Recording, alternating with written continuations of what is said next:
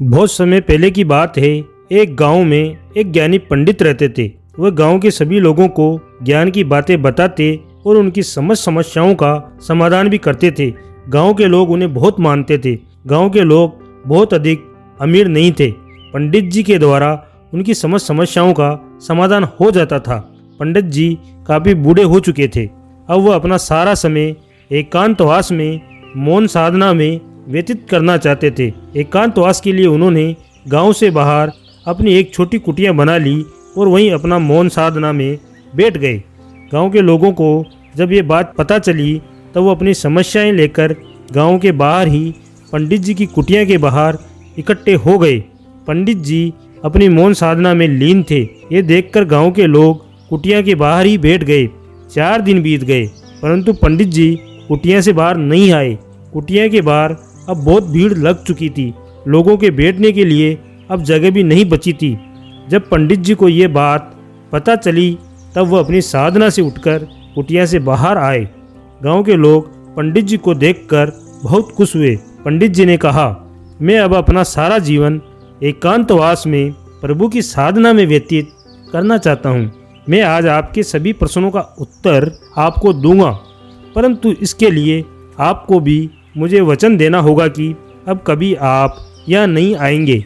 चलिए अब आप एक एक करके अपनी समस्याएं मुझे बताइए। पंडित जी की बात सुनते ही गांव की एक महिला ने अपनी समस्या बतानी शुरू की। वह अभी कुछ शब्द ही बोल पाई थी कि बीच में दूसरी महिला अपनी समस्या बताने लगी।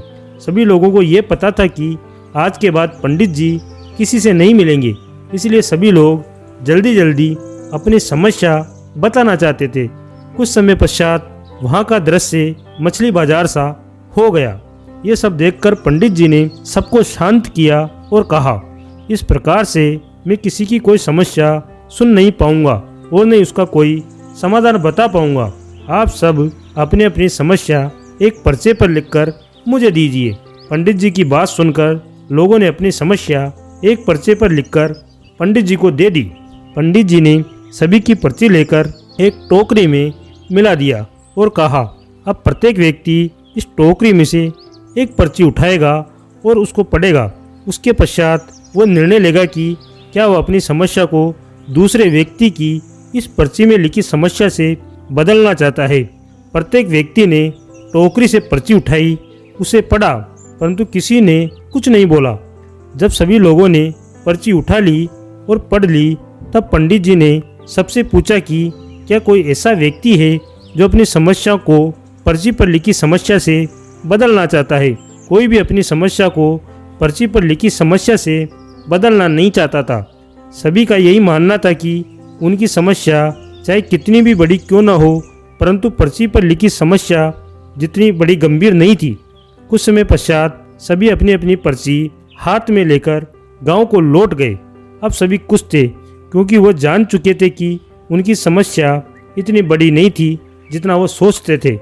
दोस्तों, ऐसा कौन सा व्यक्ति है जिसके जीवन में कोई समस्या नहीं है? प्रत्येक व्यक्ति के जीवन में कोई न कोई समस्या जरूर है।